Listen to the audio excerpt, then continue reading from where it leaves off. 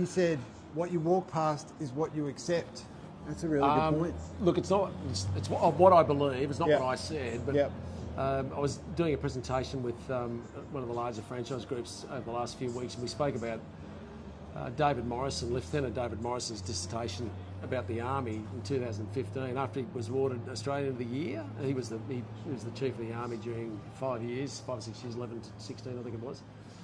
And he was fed up with the misogynistic and sexist attitudes and behaviour inside the Army, and it had to be just eradicated.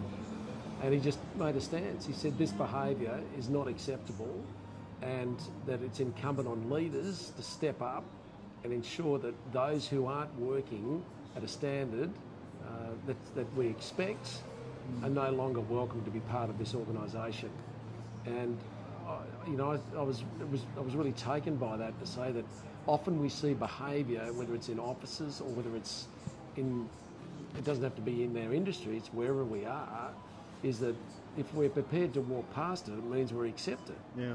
And that's quite powerful, isn't it? It's very powerful, and I think that I admire leaders like Lieutenant General David Morrison for standing up and saying, this is what I expect, this is what we represent, this is our standard, and if you're not prepared to stick to those standards, in our industry, that's about the levels of service and the responsibility you take with listing and selling and leasing properties and managing them.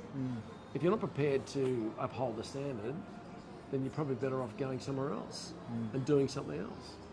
And so I just think that's a good lesson for us in this industry. Yeah. Powerful point. Cheers.